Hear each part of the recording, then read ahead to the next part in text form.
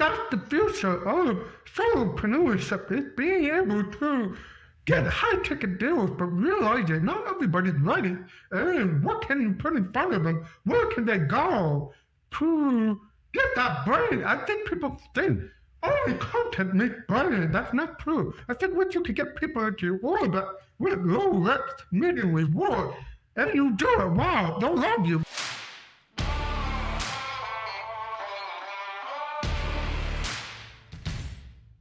This is 1000 Routes. Every episode, a solopreneur shares how they're building, what they're building. We'll hear all about how they've made the bet on themselves, the uncommon route that they're taking to build a business that serves their life, and the reality of building a business of one. I'm your host, Nick Bennett. Before we get started, I'm excited to share a new program that I've been working on called Full Stack Solopreneur, in partnership with my friend and legendary entrepreneur, Erica Schneider.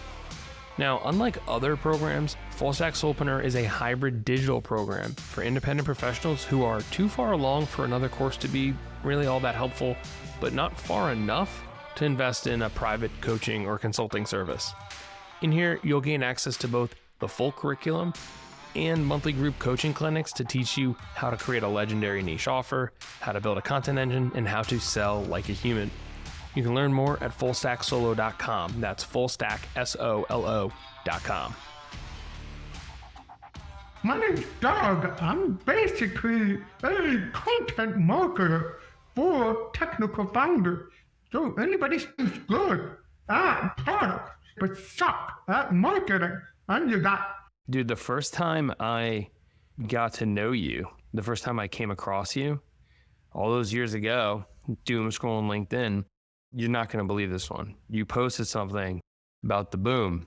Where did you get the boom? Like, where did the boom come from?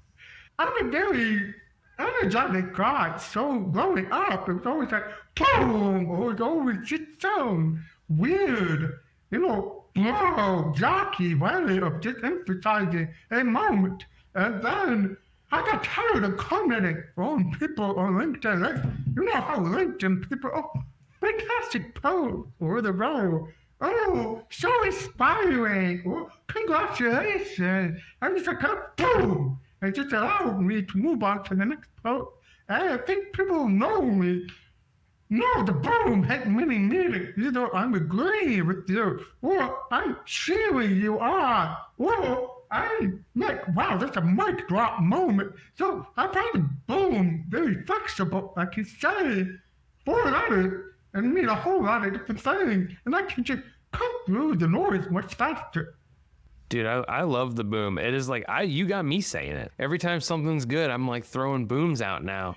I mean, it works. It's a universal term. So I appreciate the boom. And I feel like you've been throwing it down for so long. You've been so consistent for all this time. You've been at it now, solo, almost 13 years now? 12 and a half years. So this January maybe February will be 13 years. So I haven't been changing the boom for that long. I've been changing the boom for maybe 6 years, maybe 7 years. So yeah. What did you know 12 and a half years ago that the rest of us didn't? Like, what was it like back then? So Twitter at that time did not care how much you engaged with somebody, how big your following was. It was chronological, so the algorithm was chronological. So if you followed me and I posted at 9 a.m., 10 a.m., 11 a.m., 12, 1, 2, 3, you would shit continuously. It was a volume game. The goal was to create 12 to 20 pieces of content, so to speak, or tweets, and stay in front of you all day, the most catchy. So I didn't need to use boom back then. I didn't need to have clever things to say all that. And that was my exposure to social media way before algorithms became smart, way before algorithms started measuring your online activity. It was chronological. 12 years ago, 13 years ago, algorithms were not that smart. It was very chronological, very much about volume. So it would produce the most following in a catchy way. You would get attention. No, it's the complete opposite. It had nothing to do with anything that 12 years ago was important. So a lot has changed just that. Even for Twitter itself, LinkedIn, Instagram, They all had very similar algorithms. Yeah, but back then, back then the name of the game was like how much stuff, I call this peanut butter marketing, like how much stuff can I create and smear it all over the internet? Because as long as you were creating anything, as every time they opened Twitter, you were there. That was the name of the game. Just if they open Twitter, I better be there. It's not easy. I don't want to make it sound like it's easy, but it was as simple as post something, be genuine, be funny, or be polarizing, or have a strong take, or say something weird. You would have gotten traction, and if you can maintain that 7 days a week, for months, years, you're going to be just fine. So yeah, it's the peanut butter approach.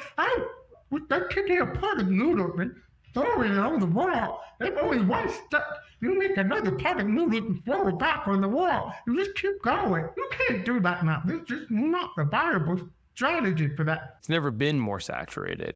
But before you were doing content marketing and social, you were the e-com guy. I started as the e-com guy. I did drop shipping. I did Shopify way back before when it was really janky. That was how I got into it.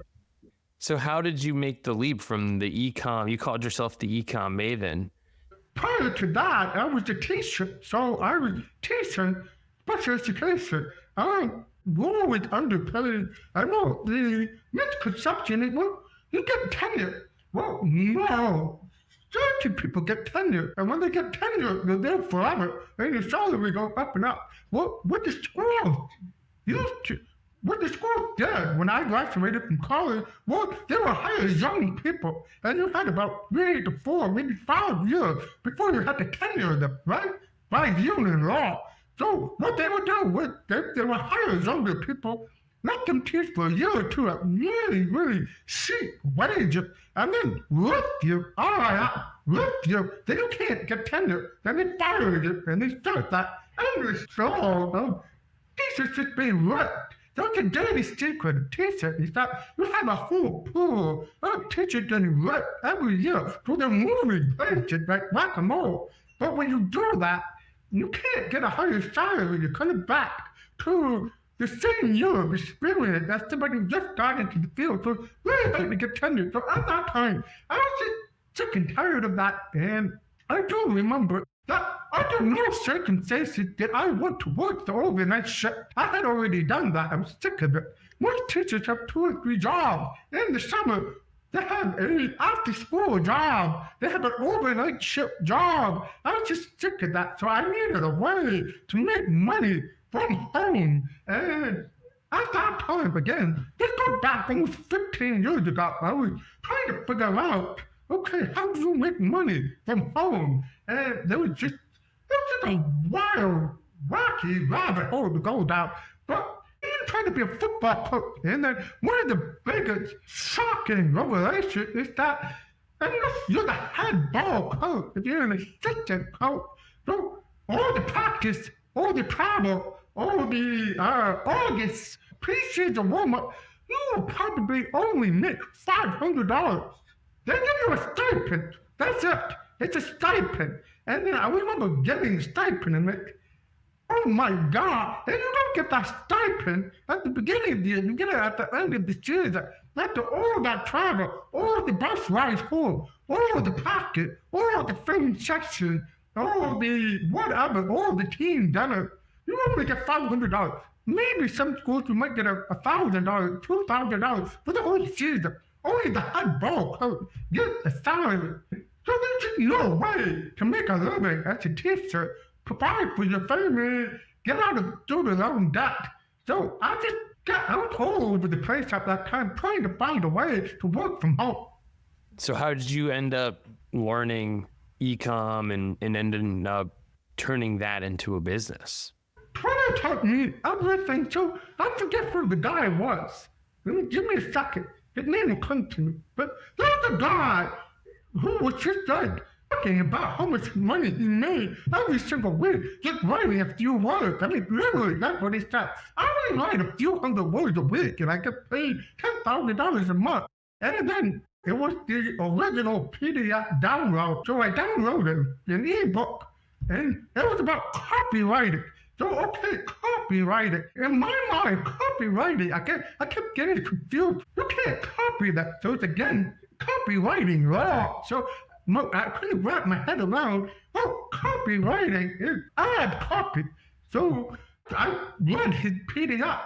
In that PDF was a list of books that you can buy from old school people. So I read a bunch of copywriting books, and it didn't make any sense because one, I didn't know. I had to go get a job at a marketing agency. I didn't know how to buy a million.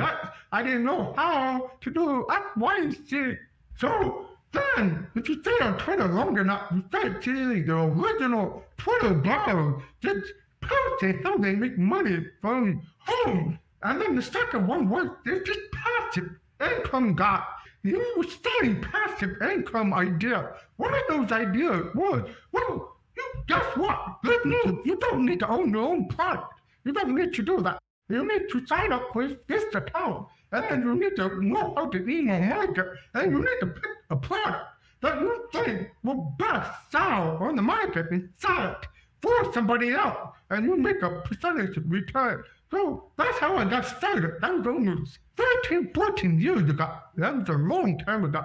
They taught me landing page, email marketing. It taught me pricing. It taught me social media to landing page, to email marketing, upselling them.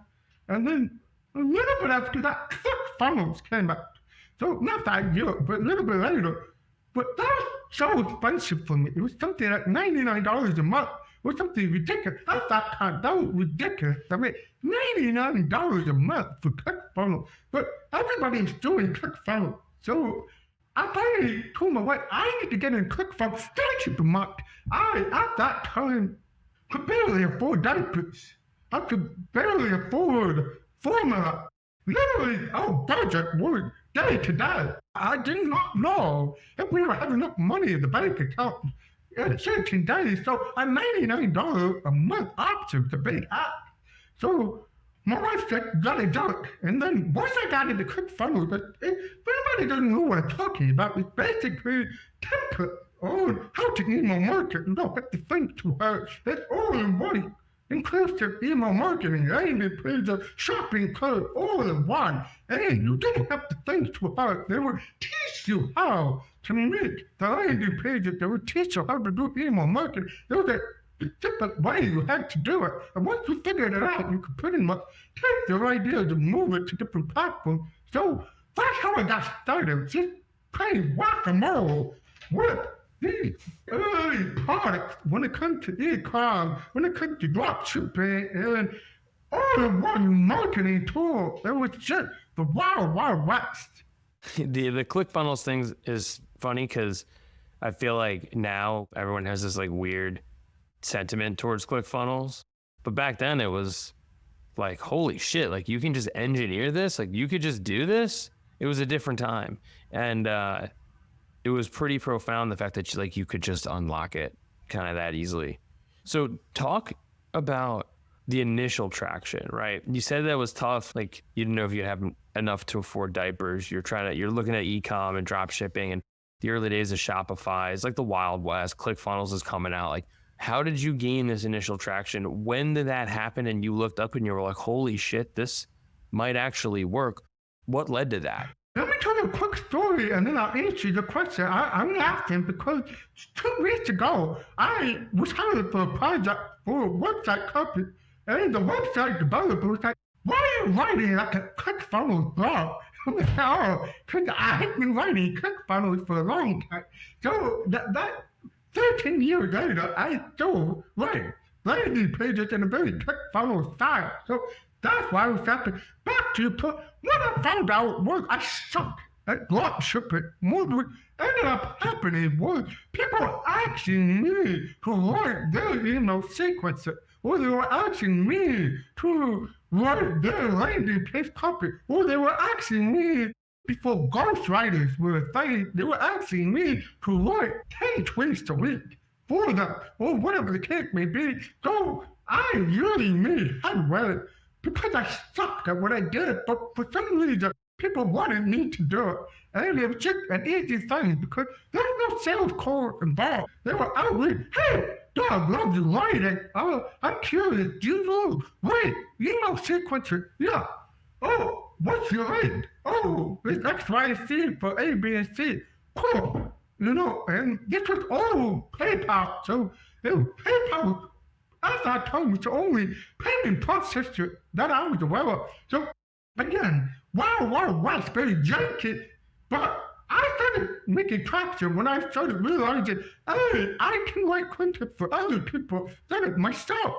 Even though my income thing was okay, but I made more money just writing emails for other people. Then I became the email maven on Twitter. That's when I really became what I was known for at that time, which was just writing these 12, 14, 30 email sequences for products and just putting these complicated funnels. So that's what I got paid for.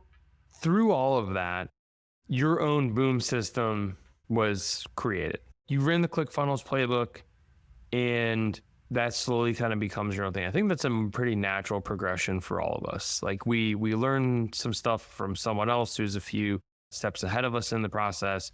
You run that play, it slowly becomes your own, and you kind of put you have your own spin and your own flavor of it. I mean, it's pretty standard. At some point, the boom system comes out, and you start seeing like crazy results. Like one of the first things that I noticed about you, and you're so good at this, and I don't know why more people don't do it, and I try to do it as often as I can, but is showing proof.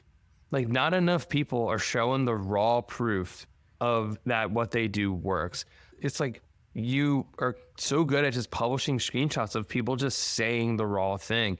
It's not a polished case study. It's not even a specific testimonial. It's just the raw interaction between you and a client. And that is so much more powerful than a polished case study, I think, will ever be. That's the thing I feel like you're known for is like, when I first saw this, I was like, whatever the fuck this guy is teaching is working, and I need to know more about it. I really know. I have people DMing me, like, this is so unethical. You should not be taking this client screenshot and sharing it. Are you paying my bill?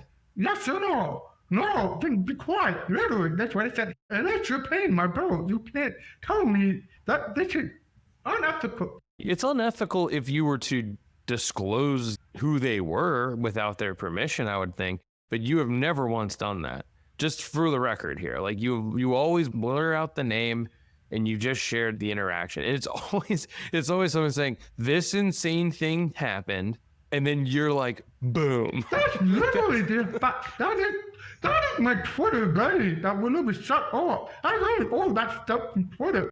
You know there's such a consumer. 13 lines about you can only write this much on Twitter, right? So what can you say to make somebody go, oh, shut?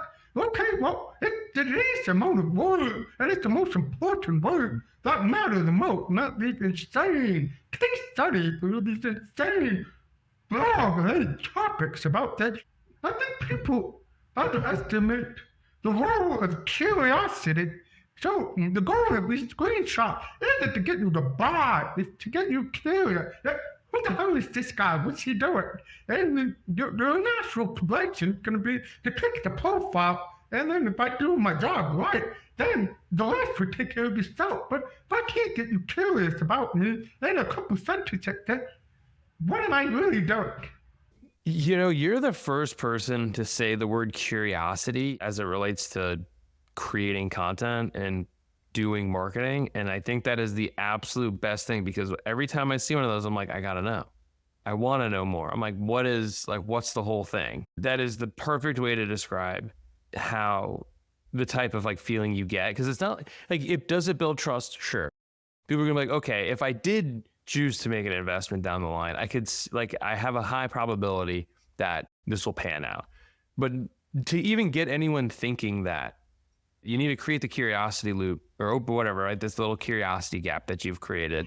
It's an open feedback. It works so well. Like I just started doing it. Open feedback loop because people are getting daily issue. They can't close the feedback loop, so you can leave open feedback loop in your content. That is a great way to move behavior. And you know that you and I both had marketing background, so we worked inside systems before. That's how I first met you.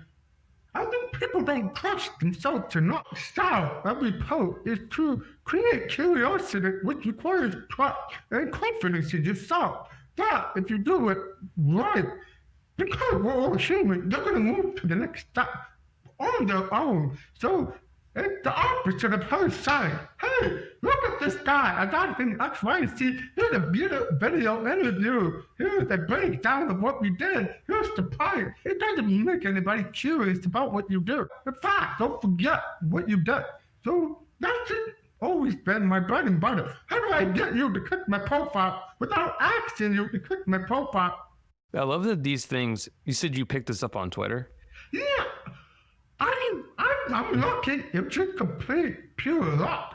Because if you wanted a school of understanding social media marketing, that wasn't, well, I take this back. I can be a little absolute in the way I talk. There's a lot about the great platform, and I just found that Twitter just taught you how to move behavior quicker than Instagram did or Facebook did at that time. And just had to be quick with what you get. You didn't have to make great pictures like Instagram. You didn't have to have a great lifestyle. Facebook and Instagram both required you to have some sort of lifestyle component to your copy. Twitter, you can make a tweet in 10 seconds. And like I said, the algorithm back then really benefited the people who made the most tweets. And whoever made the most attention-grabbing tweet, often enough, we're going to be completely fine in the market, provided that you had a page where you could put people off the platform into your own ecosystem. So Twitter just taught me how humans respond to stimulus. You put a stimulus in front of them, they're going to do something with it. So it's like my shortcut hack trick. Go back and put your 2012 Twitter hat on, and you'll realize that less is more. I had a marketing professor in college who, this is like probably 2010, I don't know, whatever year Twitter came out, and he was like, Twitter's going to be huge. And I was like, okay, dude, like, what do you know? And that the guy was right. He was as right as anyone's ever been. Twitter obviously was the answer. What's interesting to me about this, and I'm starting to see this through line, is like, you picked this trend up on Twitter and you just applied it to other areas of marketing and other platforms. I just interviewed Pete Davidson, and one of the things I asked him about how his content, like how he thinks through and chooses to create what he does. And he was like, I just picked this trend up off of TikTok. He goes, it's all happening on TikTok a lot and nobody does it on LinkedIn. So I figured, why not try it? And it's like, it's the same thing, just a more modern version of it. Just like the way that people create stuff or inspiration for types of things. It's the exact same thing. But I think the lesson is trying to do this in a way that makes sure that, like, you had to do it to maintain relevance back then. Like, it was like a necessary part of the game, because it wasn't, Gary Vee always says, like, day trading attention. Like, back then it was, because the only way to keep people's attention was to create 50,000 things a day. Now one thing can live in the feed for weeks. Yes. Nonstop. I commented on a post the other day, or maybe like 2 weeks ago now, and it's still showing up on my notifications that people are liking it and commenting on it. I'm like, oh my gosh, like, when will this thing just like, so you don't necessarily have to create that extreme volume of stuff, but you're playing a different game now. You're no longer playing the, how do I maintain relevance in the feed, and how do I just constantly be at the top of the feed anytime somebody opens the platform. And now it's like, the nuance of the game is so different. It's like hook formatting, post formatting, what imagery, like selfies are a big thing. Like, you saw the writing on the wall with the selfies and you were like, let's go. So let's talk about this. You were anti-selfie for so long. Then they were like, LinkedIn said, we're going to reward photographs. For some reason, selfies were the one. And then now there's pictures of you drinking coffee all over LinkedIn. What happened? Well, I got on LinkedIn 2019, okay? So 2019, right before the pandemic kicked off. And LinkedIn had a very similar algorithm to Twitter. Not 2012 Twitter, more like 2016 Twitter, where it was about, okay, you gotta get volume here or not. But traffic was relatively easy. It wasn't, if you knew how to make a hook, you knew how to catch attention. In 2019, LinkedIn, you would have been fine.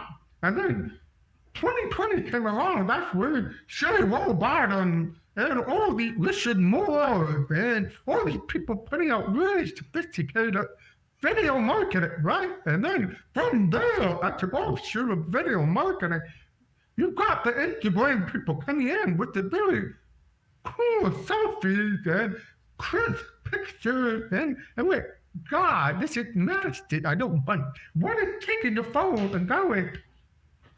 That's part of personal branding. So LinkedIn in 2021 started shifting into personal branding.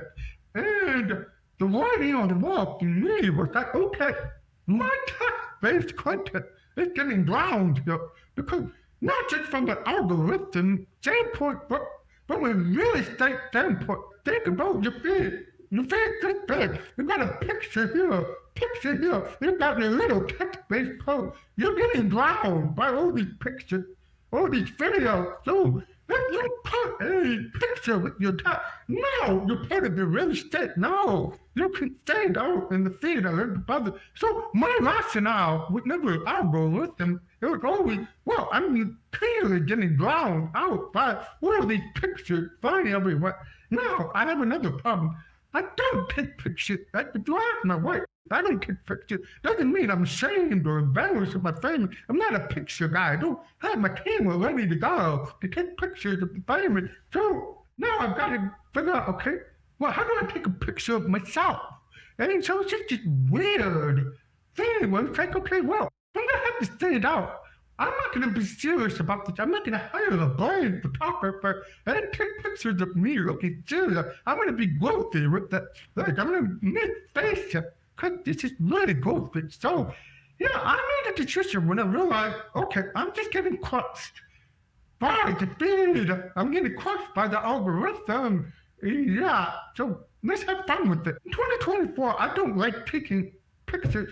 I hired a video editor to help me get or whatever they're called, just because it's just easier for me to do. I just pick it up, throw it in there. That has nothing to do with the piece of content. One of the things you said to me when we first met was stop adding value. And it lives rent free in my head because every time I like write a post or I'm trying to write a comment, I'm just like, stop adding value. And I think that's like this is like the great misconception of creating content is everyone thinks they need to add value and the content is terrible. What did you mean when you said stop adding value? Like, I know what I interpreted it as, and I've like internalized this, but like when you say stop adding value, what do you mean by this? So, get back to Twitter, brother. Why would you buy from anyone on Twitter? I mean, what is the most amount of value can someone give you on Twitter? They can't. The only thing they can get you to do is be curious enough for you to naturally move to the next piece of content or to the next part of your funnel or touch point or flywheel, whatever people want to call it. So for me, people see value out of insecurity. So they feel like, well, I get hired based on how much I know. I get hired based on how hopeful I am. I get hired if I can write longer. That's not why you get hired. You get hired because you took a perfect stranger and fit them just enough that they just went to the profile to read about what you do. Over there, you tell them, what is the problem? You agitate that problem and you sell the solution over there, right? All I need is to get you to go over there. So that, I think people just jam up the feed with so much value-based content that it's like, I don't know if people are aware, you're not getting hired based on how much you know. You're getting hired on the probability that you can solve this problem. Period. So what do they need to see here?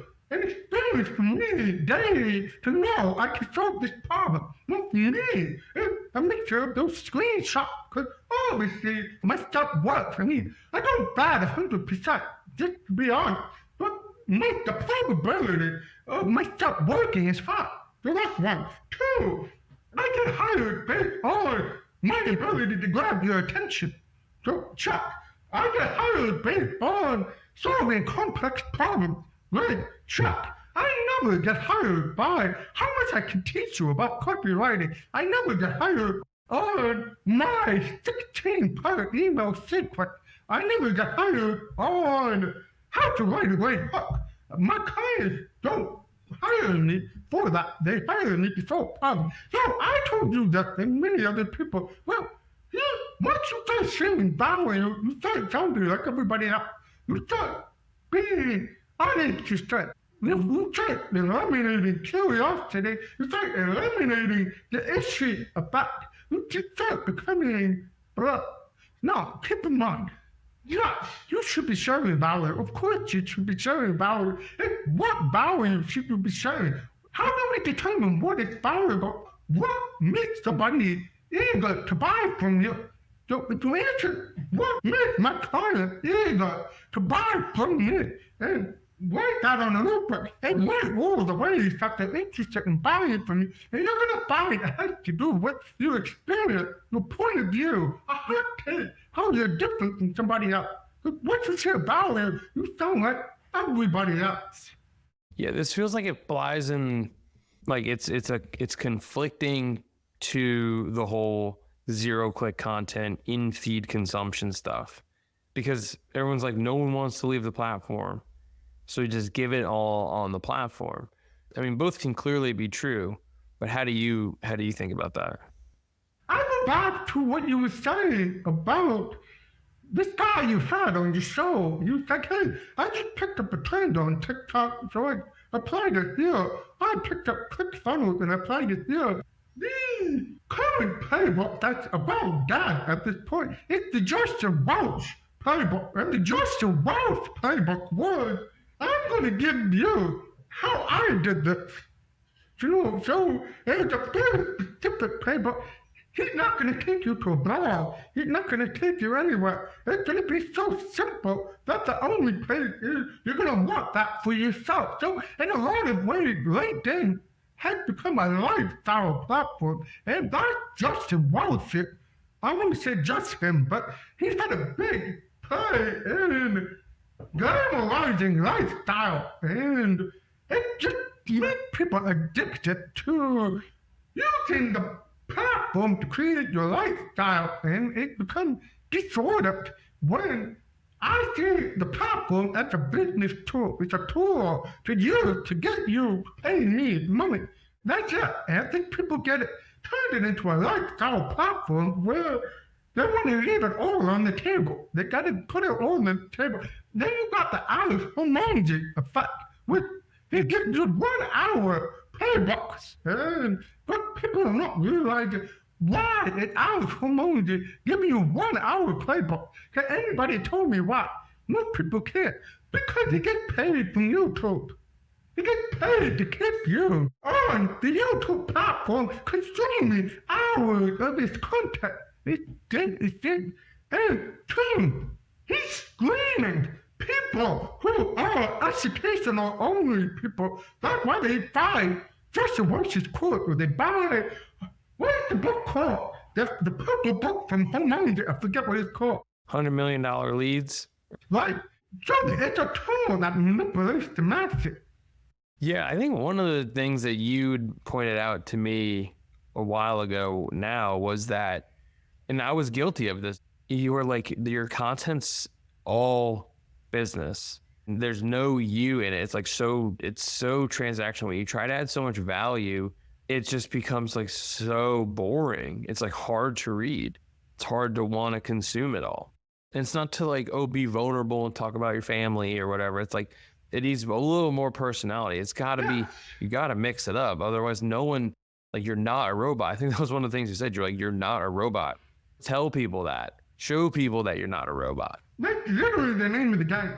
I am not a robot. I'm Doug Lawson. Here's my personality. You're not. What's unique about you really has anything to do with business. Right, but it's that difference. It is the thing that people connect with.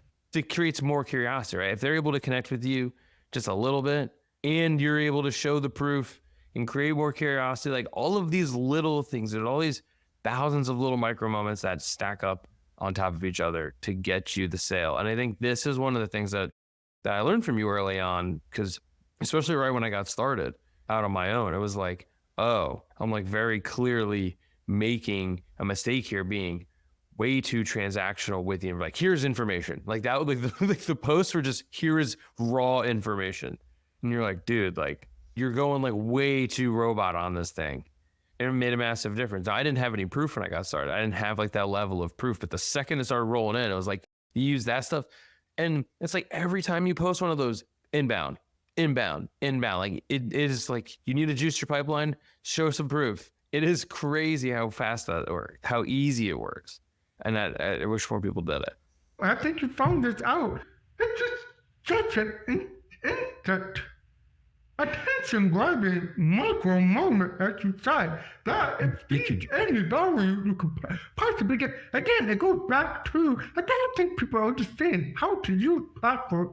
I think they see a thing over so-called value, but they don't really understand who's winning, who's actually winning on LinkedIn. Think about it, who's actually winning these high-ticket deals. Using content is the main driver. I promise you, only two types of people. One is, again, the Justin Wealth lifestyle business.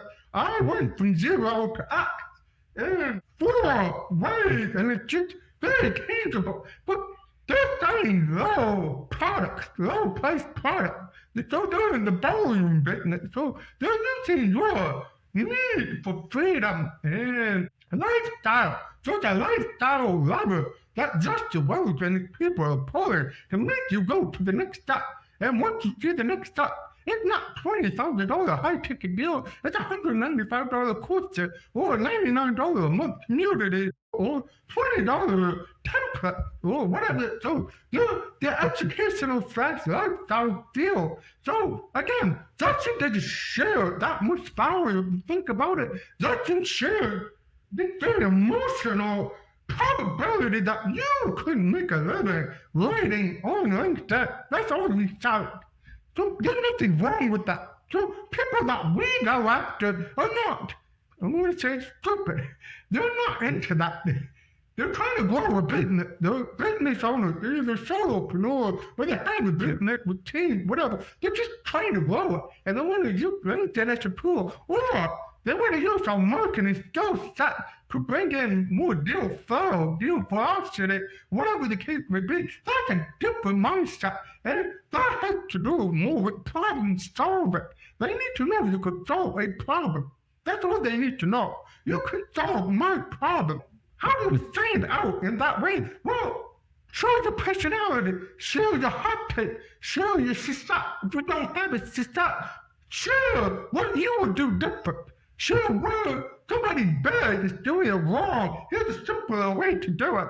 Document your journey. That's how you kind of get people going from the big to the profile. So that's how I see social media. I'm not saying right and everybody's wrong. I'm saying this is how I view how to get deals on LinkedIn. And I have never once told a client, what more have I written for a client this very big, heavy value post, because you're completely useless. Yeah, I mean, it works for some people. I mean, like, I think the Chris Walker effect of LinkedIn is like taken over a lot of people's ability. Like, they see that and they try to run that play. I want him to come visit us. So, number one, let me just say that Chris Walker is a genius. Absolute genius. Okay, he's just really smart at what he's doing. I disagree that he's sharing value. What he's doing is disagreeing. He's providing a position and backing it up with turns out to look very valuable. Never, not one time has Chris Walker ever showed you how to do it. I've never thought about this in this way. It's all dissenting opinion. He does right wrong. He does give a video. So it's that old shit. He's giving me a ton of value. It feels like value, but I'm willing to look at his content and say, okay, how can I take action? How can I take action on that? You can't, because it's too complicated. He purposely does it that way. He's not selling educational products. He's selling $50,000, $100,000 a month retainer for companies who hire him. So again, you're not looking on how to write better content on the website to convert website traffic. That's not why they hire him. They hire him because, we've been hiring Salesforce and HubSpot people far too long, and we're now closer to making a dent. And here's Chris saying, we're not telling the MarTech product. MarTech product has screwed up your sales pipeline. You gotta stop taking advice from MarTech. Here's how we did it. We focus on it. That's why you see. So that to me is not giving value. That to me is creating a very emotional positioning because so many companies and people have invested thousands and thousands of dollars into these products. And he's saying, dude, you guys are stupid. You're doing it wrong. That's literally his attitude. Literally calling people stupid without saying they're stupid. And that's the emotional thing he does on LinkedIn that gets everybody pissed off. I mean, it's genius. It's genius. And it's like all he does is agitate the problem. But in my original comment, like bringing him into this was because of like the long posts, like this like long, dense post. And then people see it.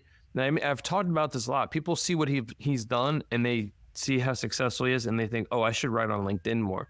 And it's more nuanced than that. And I think you spelled it out perfectly right here, which was it's all dissenting opinions. It's all highly technical. He doesn't tell you how to do anything. He doesn't tell you what to do, but he makes sure that you know exactly that. Like, it's very obvious that he has a plan, and it's why he's able to sell the ticket, the things at the high volume ticket that he can. And most other people can't sell high volume or high value, dollar value services on LinkedIn the way that he does. Most people aren't selling $20,000 retainers on LinkedIn. I learned from him, and I tell most of my marketing agency clients who say, hey, Doug, well, I say, hey, guys, before we go any further, you need to spend a week and Chris Walker's feed, and then come back to me, because you're not going to win this game teaching people how to do Google Ads or how to use HubSpot. That's not why you're getting hired. So Chris Walker is a classic example. He just chooses to use Lawson through. And if he hired me, he's not going to. I'm just saying, hypothetically, I would probably say, Chris, you don't need to write that much. I mean, your video already takes care of it. But he's already doing phenomenally successful. I'm just saying, he writes, it looks like value, but it's really a strong, hot take. It looks like value. I love that. All right, looking back, Doug, is there something you would have done differently? I would have got into video sooner. I wish I didn't have big hangout. I don't have it now, but back then, hangout doing video, being on camera, having this accent, not looking like Chris Walker. Well, none of us do. None of us do, right? He's so good looking, charismatic. He's just a Ken doll out of the package. But once I got over that hump, I don't want to say I missed the boat, but I just became saturated. By the way, please keep doing video. They absolutely work. I just wish I said it sooner and got over my hang-up. Same. This is like hearing your own voice and watching your own face on video is a weird, sobering experience. And you build up the tolerance. You're just like, oh, like I don't like that. And then you do it enough times and you deal with it enough times, and then you just become used to it. And you can become numb to the fact that you don't look or sound like Chris Walker. All right, man, let's end here. What do you want to build that you haven't built yet? What does the future of Doug Lawson marketing look like? I'm building a course, another how to LinkedIn course. Please go buy Judge Walsh's how to LinkedIn course. You know, I don't need those types of people. Marketing, how to create 50 pieces of content in 1 hour. So it's a mix of AI and Twitter marketing and all of that. I've been working on it for such a long time. I'm putting together that's the future of Doug Lawson marketing, taking the low-risk, medium reward products and seeing if the market's hungry for it. I like the way you describe it. Low risk, medium reward product. That's exactly where my sights are set as well. Like reduce the ticket size, increase the volume, see if we can hit a sweet spot there, like critical mass, and tap into a segment of the market that can't afford private consulting services. Amen. There's a massive part of the market that's not ready. And then I can drive a wedge between my private services and this product and increase the price of the consulting services while being able to increase access to the systems and the frameworks and all that stuff. I found is that some people are just simply too early to work with me, and I didn't have any place to put them. Exactly right. I'm in the exact same situation. Hopefully, I'm the natural next step when they become ready for private services. 100%. That is the exact same situation I found myself in. I think that's the future of solopreneurship, is being able to get high-ticket deals, but realizing not everybody's ready.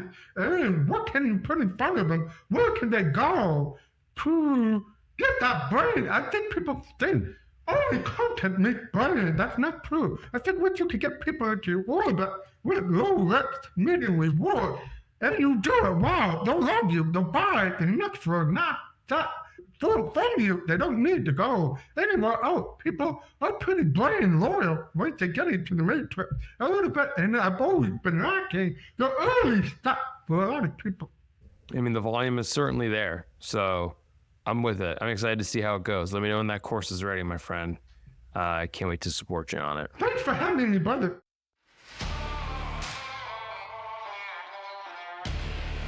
Hey, Nick again, and thanks for listening. If you've enjoyed this episode, you can sign up for the 1000 Routes newsletter, where I process the insights and stories you hear on this show into frameworks and lessons to help you build a new and different future for your own business.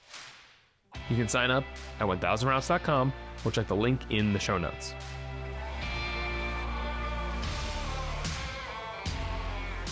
What would be your last meal on Earth? Probably a big, juicy bacon cheeseburger with French fries and cheese sauce. If you think Chicago, you know Chicago food. It'll be Portel, so I'll be ordering Portel, big shower burger with cheese sauce on the side. Do they cook it to order, like medium rare? It's not cooked to order. It's fast food, but it's oil shower water. Right? You'll throw it on the grill. You can see the flame coming out. You get a nice crust on your burger. You can't go wrong with a juicy burger. A lot of people will have a cheeseburger as their last meal. The cheese fries, though, is where I would rather have cheese fries than the cheeseburger, but I kind of feel guilty if I just order cheese fries and nothing else. So I gotta get both. But if it's up to me, I'm gonna be just dipping. I don't want the cheese sauce on my fries because it gets really soggy. I just put it on the side, let me dip it. And I'll just dip it by myself. This is the hack. You put the cheese sauce on the side. Bacon cheese fries or just regular cheese fries? Regular cheese fries. Yeah, just keep it simple, brother. Keep it simple.